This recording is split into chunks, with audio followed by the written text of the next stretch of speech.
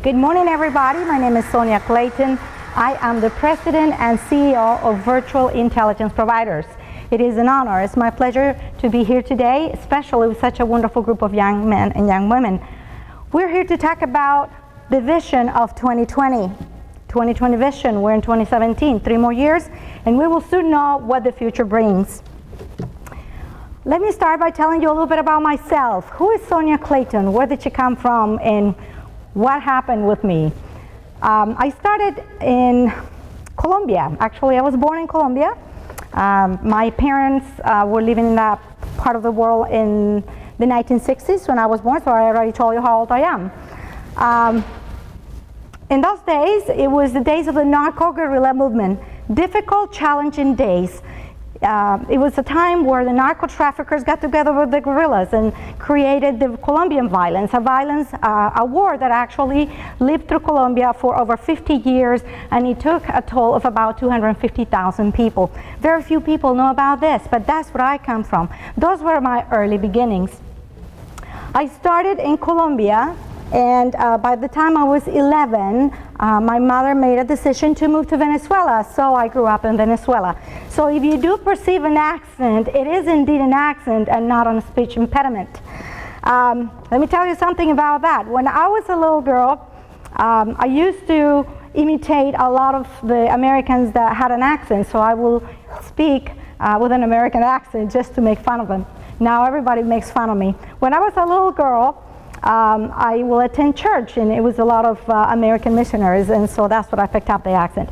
But then I came to America in 1984, and I was assigned in my church community to be a Sunday school teacher. So this little girl comes to me and sees that I am expecting my first child, and so in her little attitude, she just starts swinging in front of me, and she says, "Sister Clayton, are you pregnant?" And I said, "Yes, I am pregnant. I'm expecting my first child." And then she looked at me with a very concerned look on her face, and she said, "Is your child going to speak funny like you do?" Obviously, she had a genuine concern. She knew that I was, that I had an accent. She picked it up. Kids are honest. They say the truth. So she came out and told me that. All right. Let me tell you what influenced my background, my life. Living in Colombia, I was influenced by 3 important factors. One was the American influence in everything that we were doing in those days. America was very aware of the fact that Colombia was being heavily influenced by socialists and by narco-traffickers. At that point, the military personnel that was in charge of overseeing what went on in Colombia, they will take the time to always take care of us once a town will be attacked or once some kind of disaster happened in Colombia. Americans will be immediately involved. I vividly remember how these American helicopters will come into Colombia and bring aid. They will bring 50 pounds of goods of any kind, beans, rice. They will bring water. They will bring dry milk and other stock items that we needed, staple foods that were needed after a disaster. American missionaries were always there as well. I noticed that the Mormons were there, the evangelical Christians were there, the Jehovah's Witnesses will come, the Baptists were there. Good people, good-hearted Americans trying to help the people in Colombia. And then, obviously, those factors influenced my life as a child. Hence, I was influenced in terms of Christianity and indoctrination of faith, something that I'm deeply grateful for because it touched my life forever. In 1984, I came to America alone and with $50 in my pocket, unable to speak English and not knowing what this country will give me or I will give to this country. So, at that point, I decided that I was going to give America the best of me. And so I started a process of American adoption. American adoption meaning that I had to adjust all the way into a new culture, a new language, and a new job. And so let me tell you 3 stories about my new culture, new language, and new job.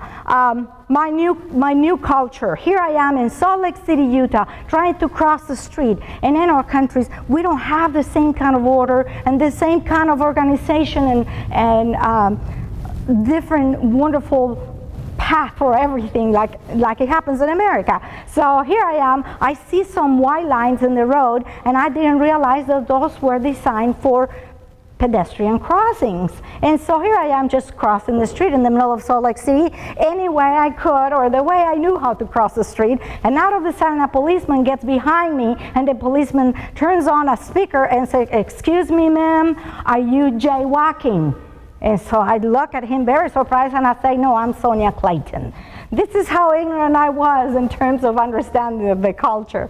In terms of the new language, well, I had trouble learning the language like anybody else does, like any foreigner. The Bible talks about 3 different kinds of suffered individuals. When Jesus Christ talked about these individuals, he mentioned the widows, he mentioned the orphans, and he mentioned the foreigners. So it's very hard to be a foreigner. He files into that category. So pay attention to that.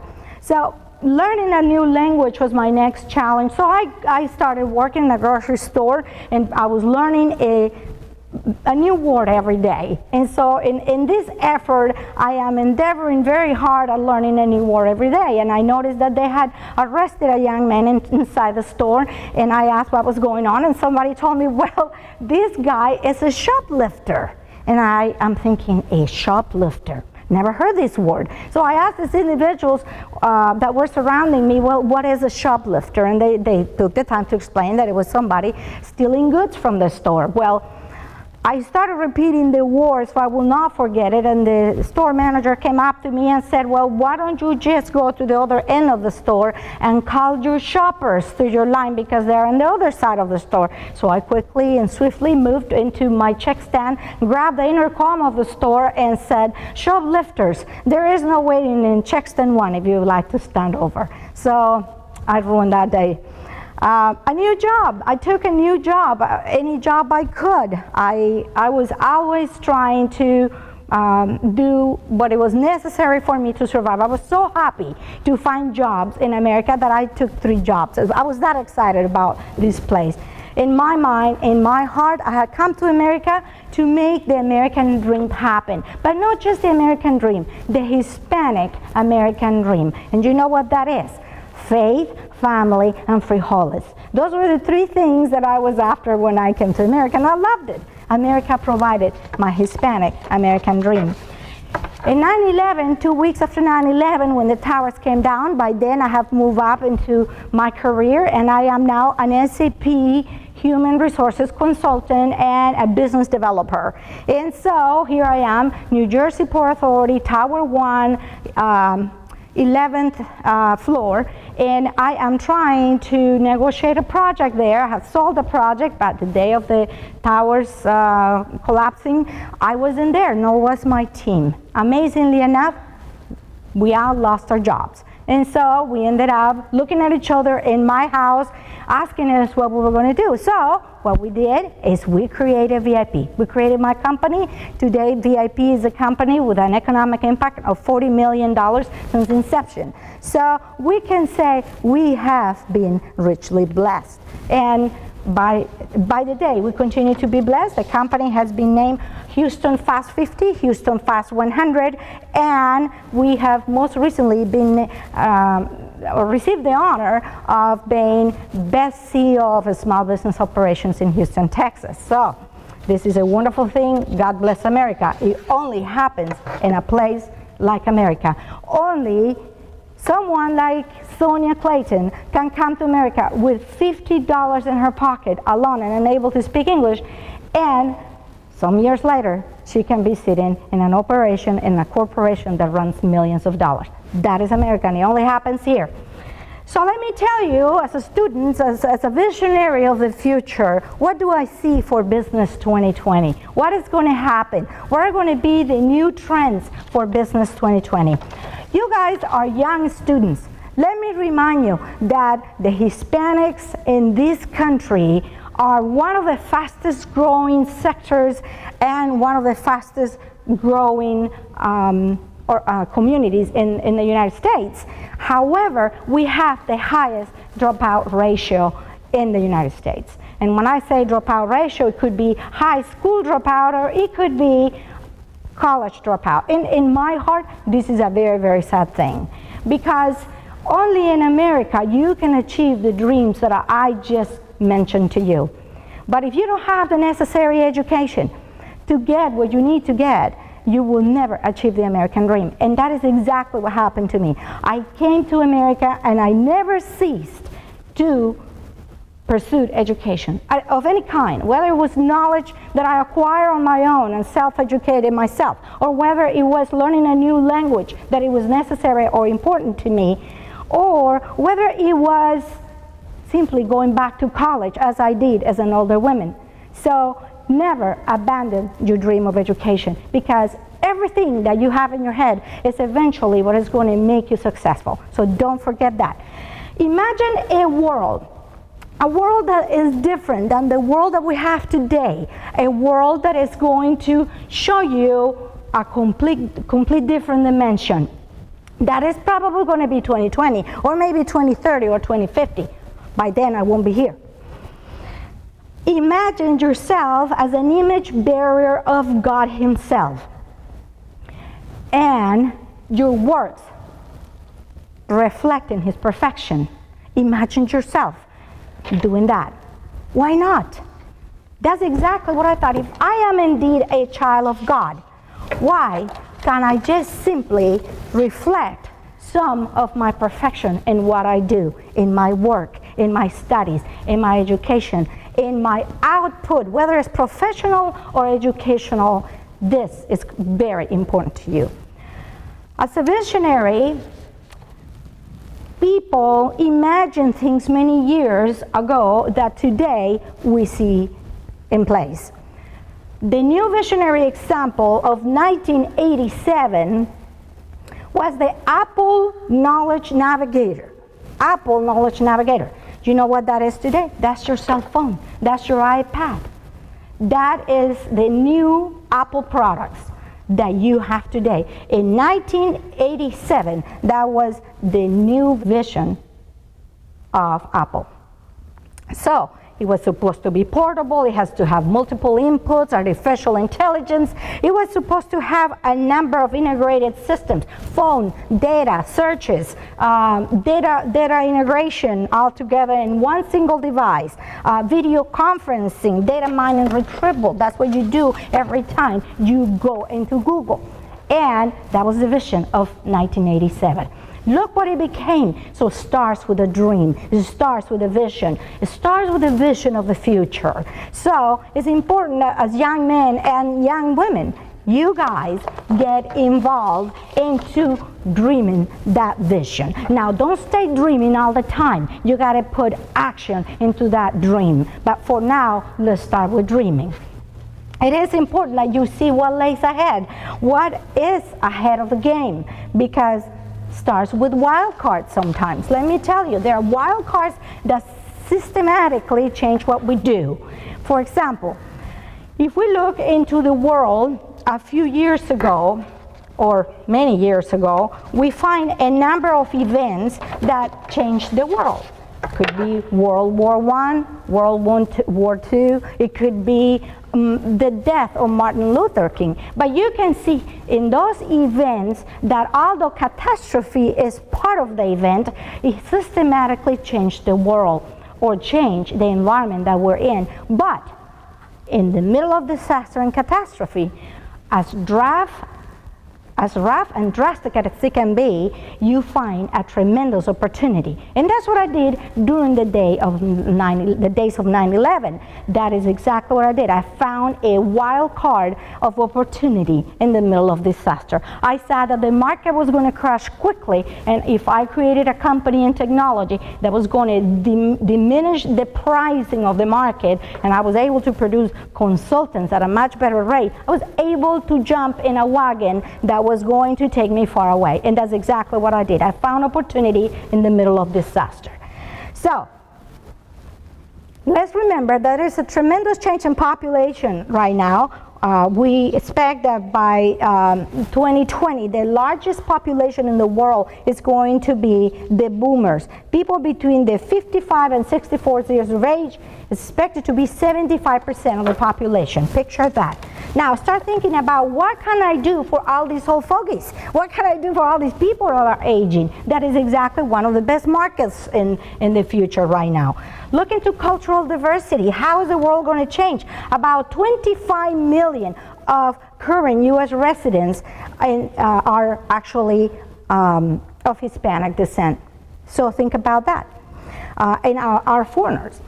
So estimate that in 2020, it is expected to have a 49% increase. So we're basically Latinos and Hispanics taking over a good margin of residents in this country. By 2020, the median age of Hispanics will be 28 years of age, and we're expected to be 37 million in the United States. So important numbers, something that we need to know, but those are the kind of drivers for change. Now, I want you to think on the things that will come. We will see medical technologies improvements, smart monitoring, robotics, programming, electrical programs, engineering programs emerging and making the difference and enabling the world with new technologies. We'll have new forms of implants. I just recently heard that in 2017, a doctor in Italy is attempting to perform the first head transplant. Now, who will need that? Maybe people with tumors in their heads, or cancer, or terminal illnesses that are affecting their body in such a manner. Or maybe somebody with a very ugly face that want to have a prettier face is going to change his head. But anyway, those are the things that are changing the world. Molecular scale machines that are going to be able to measure medicine and dispense medicine in different ways than just the pharmacy. Tissue and organ changes that will make you live forever and ever. Obviously, we will be able to even impress the body with all these new changes. I'm talking about molecular changes, DNA regeneration, so maybe we won't be aging at the pace or at the rate that we currently age. I remember, I have to tell you a story about this. This is a woman that she was very, very sick, and she goes to the hospital and dies. And then she gets to the pearly gates, and St. Peter greets her and says, "Oh my gosh, darling, we made a mistake. You came here too early, so you got 40 more years of life." So she goes back to Earth and stays at the hospital where she was being treated, and tells the doctor, "You know, I want you to fix me. Fix everything I have, my face, my wrinkles, get rid of the fat, give me a tummy tuck, and make me look like brand new." So the doctor gets to work, fixes this woman, and she looks incredible. So by the time she leaves the hospital, an ambulance running out of the hospital runs her over, and she dies. So she gets really angry, goes back to heaven, and tells St. Peter, "Hey, what happened? You gave me 40 more years of life, and you gave me the opportunity to enjoy more time in life, and now you took it away. What happened?" And so St. Peter looks at her carefully, and he says, "Oh my gosh, I didn't recognize you." That is exactly what will happen in the years of 2020. You will be able to rebuild yourself to the point that not even St. Peter is going to recognize you. So pay attention. These are the emerging technologies of 2020. Now, what things are changing or impacting the world? What sciences should you as students be focusing on? Engineering remains important. People will continue to build and use engineering processes. Civil engineers, very important. Mechanical engineers, very important. How about architects? People will continue to design beautiful homes and beautiful buildings. Well, how about maintaining things? That's one of the declining factors, or one of the declining families. Maintenance is going to become so automated that it won't hardly be necessary to have too many maintenance people. But let's look at what is going to happen with manufacturing and production. The world will increase in population, so the production of goods will remain in demand. So production, manufacturing engineers, production engineers, plant processing engineers, all of those are going to be needed. Construction, we will be needing more homes because the world is not getting any smaller in population, so construction will remain on demand. But let's just look at computers, information systems. How is that going to continue to evolve? Absolutely. Technology has always been at the upfront of things, and it will continue to be upfront.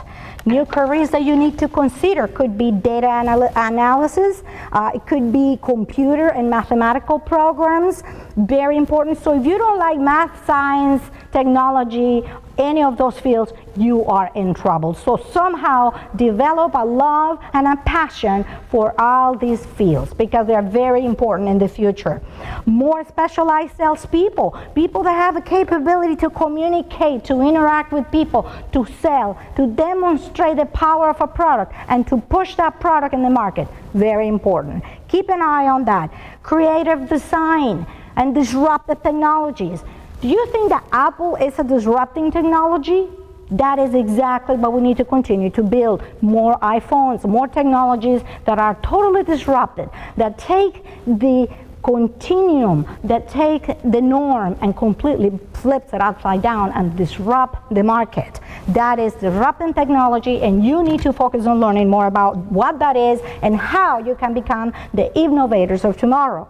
Human resources and organizational programs may continue to exist because the human factor never goes away. Very important. So if you're looking at a career, think about that. Law enforcement is one of the fastest growing fields of employment in America because we are not any secure at this point in America, and probably we won't be secure for a long time. So people are concerned with terrorist attacks. People are concerned with any kind of attack or threat, even technological or physical. So security is a growing field in America. And that is those are all my thoughts for now. I would like to open this panel for questions. If anybody has any questions, please raise your hand. I'll be happy to answer the questions. In the meantime, let me confirm to you my love and my passion for you people. The people that I enjoy the most is actually young people like you, and I like to tell my story because I would like to motivate each and every one of you into learning, growing, and developing passion for what you do. In the meantime, God bless America, and God bless you all. Thank you so much. Bye.